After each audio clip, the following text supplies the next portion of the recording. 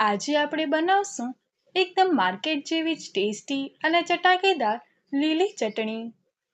આ ચટણી તમે સમોસા, વડાપાઉં, થેપલા કે ચાટની સાથે ખાઈ શકો છો.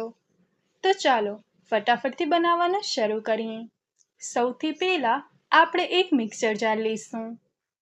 હવે તેમાં 2 ચમચી સિંગદાણા અને 2 ચમચી દાળિયાની દાળ ઉમેરીશું.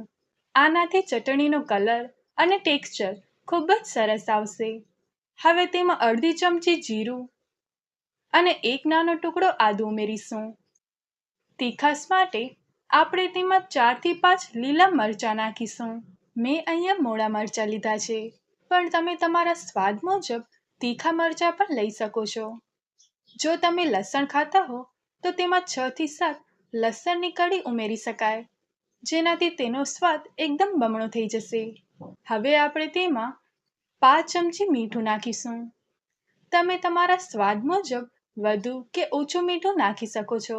હવે તેમાં 1 કપ તાજા લીલા ધાણા નાખીશું અને તેનાથી અડધો કપ પુદીનાના પાન ઉમેરીશું.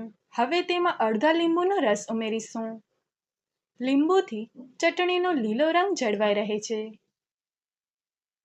છેલ્લે આપણે તેમાં 5 કપ પાણી નાખીશું.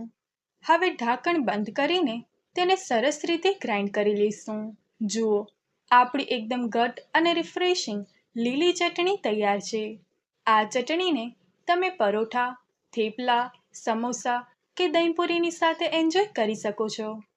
જો તમને આજની રેસિપી ગમી હોય તો વિડીયોને લાઈક કરજો, તમારા મિત્રો સાથે શેર કરજો અને આવી જ નવી રેસિપી માટે આપણી ચેનલ ગીતાસ ટેસ્ટી કિચનને સબસ્ક્રાઇબ કરવાનું ભૂલશો નહીં.